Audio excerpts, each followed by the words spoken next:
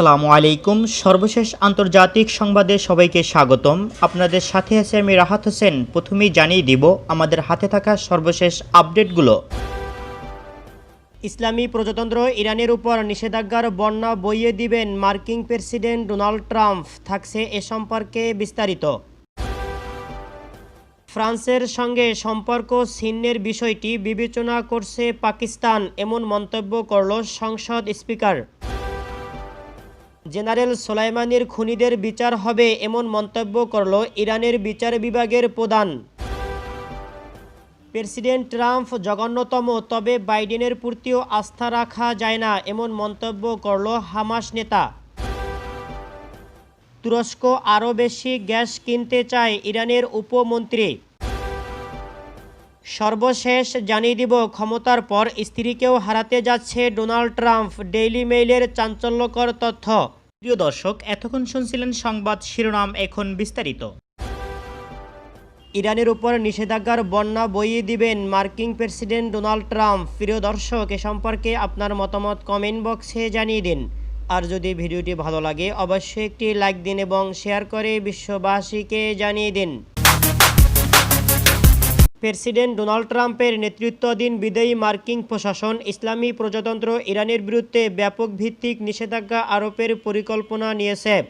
ইহুদিবাদী ইসরায়েলের সঙ্গে সমন্বয় করে ট্রাম্প প্রশাসন এই পরিকল্পনা বাস্তবায়ন করতে যাচ্ছে। ইসরায়েলের দুটি সূত্র জানিয়েছে, গতকাল মার্কিন প্রশাসনের ইরান বিষয়ক দূত ইলিয়ট আব্রামস ইসরায়েল পৌঁছেছেন এবং তিনি যুদ্ধবাজ প্রধানমন্ত্রী বেনিয়ামিন নেতানিয়াহু এবং ইহুদিবাদী ইসরায়েলের জাতীয় নিরাপত্তা উপদেষ্টা মির বেন শাব্বাতির সঙ্গে সাক্ষাৎ করেছেন। ইহুদিবাদী ইসরায়েলের যুদ্ধ বিষয়ক মন্ত্রী বেনি গান্তোস ও পররাষ্ট্রমন্ত্রী গাবি আশকিনিয়াজেকে এ বিষয়ে তিনি ব্রিফ করেছে। এছাড়া মার্কিন পররাষ্ট্রমন্ত্রী মাইক পম্পেও নিজেও আগামী 18 নভেম্বর ইসরায়েল সফরে যাচ্ছেন। আগামী 20 জানুয়ারি জো বাইডেন নতুন প্রেসিডেন্ট হিসাবে আমেরিকার ক্ষমতা গ্রহণ করবেন। সেই হিসাবে ডোনাল্ড ট্রাম্পের সামনে আর মাত্র 10 সপ্তাহ সময় রয়েছে। এর ভেতরে ইরানের বিরুদ্ধে তিনি নানা নিষেধাজ্ঞা দেওয়ার পরিকল্পনা বাস্তবায়ন করতে চাইতেছেন। জানা গেছে, এ সমস্ত নিষেধাজ্ঞা ইরানের পরমাণু কর্মসূচির সঙ্গে সম্পর্কযুক্ত নয়। ধারণা করা হচ্ছে জো বাইডেন ক্ষমতায় আসার পর পরমাণু সংশ্লিষ্ট নিষেধাজ্ঞাগুলো বাতিল করতে পারবেন। কারণ 2015 সালে প্রেসিডেন্ট বারাক ওবামার আমলে যখন ইরানের সঙ্গে আমেরিকা সহ 6 জাতিগোষ্ঠীর পরমাণু সমঝোতা সই হয়, তখন বাইডেন ছিলেন মার্কিন ভাইস প্রেসিডেন্ট। জো বাইডেনের কাছে ট্রাম্পের হেরে যাওয়ার ঘটনায় ইসলামী প্রজাতন্ত্র ইরান খানিকটা উচ্ছ্বাস প্রকাশ করছে। ফ্রান্সের সঙ্গে সম্পর্ক ছিন্নের বিষয়টি বিবেচনা করছে পাকিস্তান, এমন মন্তব্য করল সংসদ স্পিকার। পাকিস্তানের জাতীয় সংসদ স্পিকার আসাদ কায়সার বলেছেন, মহানবী হজরত মুহাম্মদ সাল্লাল্লাহু আলাইহি ওয়াসাল্লামকে অবমাননার প্রতিবাদে ফ্রান্সের সঙ্গে সম্পর্ক ছিন্নের বিষয়টি বিবেচনা করা হচ্ছে। পাকিস্তানের বিভিন্ন শহরে ফ্রান্সের বিরুদ্ধে বিক্ষোভ অব্যাহত থাকার পরিপ্রেক্ষিতে তিনি আজ একথা বলেছেন। তিনি আরও বলেন, পাকিস্তানের জনগণ কখনোই পবিত্র ইসলাম ধর্ম এবং মহানবী সাল্লাল্লাহু আলাইহি ওয়াসাল্লামের অবমাননা সহ্য করবে না। এ কারণে পাকিস্তানের জাতীয় সংসদ ফ্রান্সের সঙ্গে সম্পর্ক ছিন্ন করার দাবি বিবেচনা করে দেখবেন। ফ্রান্সের শার্লি এবদো ম্যাগাজিনের মানবতার মুক্তির দূত মহানবী হজরত মুহাম্মদ সাল্লাল্লাহু আলাইহি ওয়াসাল্লামকে অবমাননা করে কার্টুন ছাপানোর পর কিছুদিন আগে এ ধরনের অবমাননাকর পদক্ষেপকে সমর্থন জানিয়েছে ফরাসি প্রেসিডেন্ট ইমানুয়েল ম্যাক্রন। ম্যাক্রনের এ সংক্রান্ত বক্তব্যের পর বিশ্বের অন্যান্য মুসলিম দেশের পাশাপাশি পাকিস্তান সরকারও এর তীব্র প্রতিবাদ ও নিন্দা জানিয়েছে। ঘটনার পর অনেক দিন পার হলেও সেখানে ফ্রান্সের বিরুদ্ধে বিক্ষোভ অব্যাহত রয়েছে। বিক্ষোভকারীরা ফ্রান্সের পতাকা ও ম্যাক্রনের ছবিতে আগুন দিয়েছে।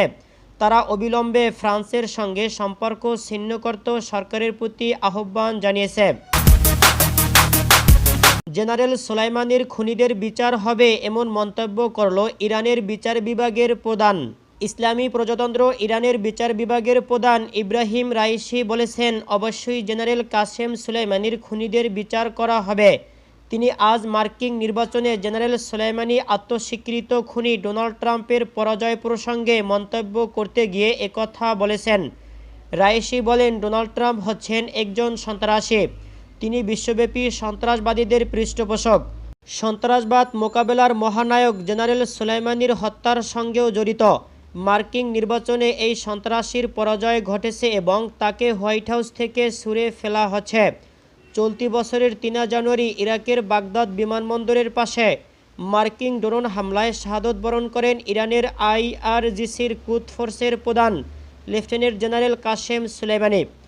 এরপর মার্কিন প্রেসিডেন্ট ডোনাল্ড ট্রাম্প ঘোষণা করেন তার নির্দেশেই জেনারেল সুলেইমানিকে হত্যা করা হয়েছে। এ সংক্রান্ত মামলায় ট্রাম্পের বিরুদ্ধে গ্রেফতারি পরোয়ানা জারি করে রেখেছে ইরানের বিচার বিভাগ। প্রেসিডেন্ট ট্রাম্প জঘন্যতম, তবে বাইডেনের প্রতিও আস্থা রাখা যায় না, এমন মন্তব্য করল হামাস নেতা।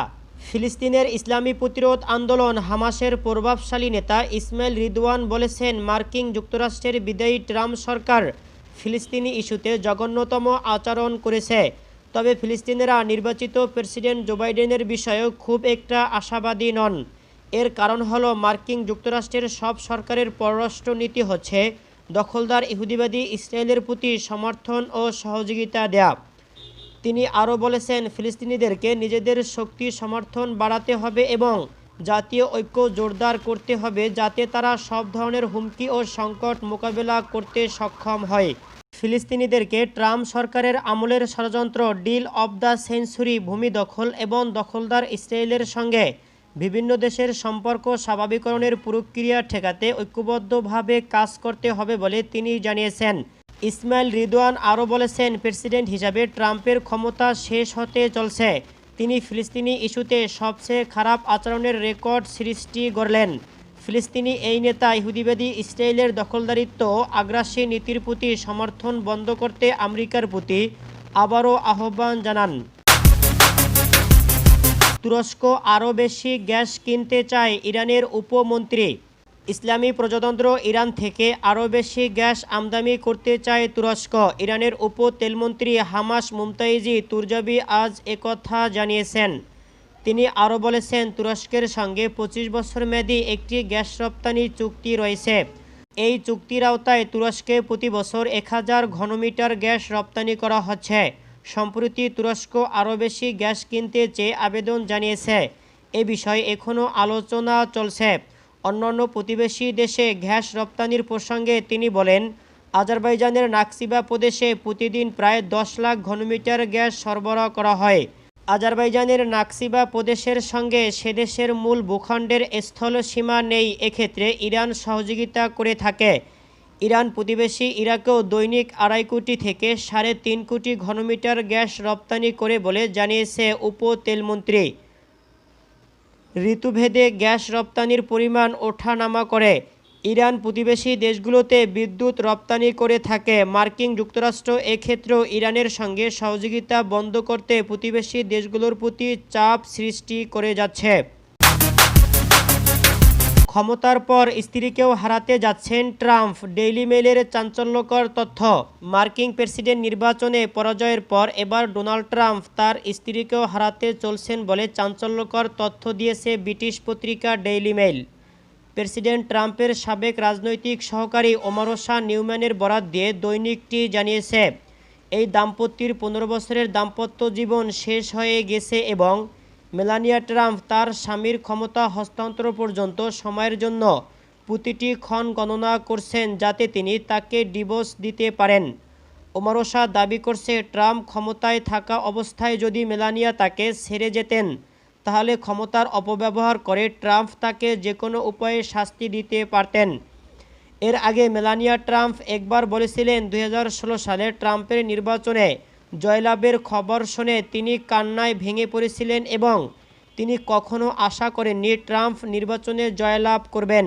প্রখ্যাত সাংবাদিক ও লেখক মাইকেল ওলফ তার ফায়ার অ্যান্ড ফিউরি বইতে দাবি করেছেন, মেলানিয়া ওই চোখের পানি আনন্দশ্রু ছিল না, বরং তিনি একেবারেই হোয়াইট হাউসে যেতে বা ফার্স্ট লেডি হতে চাননি।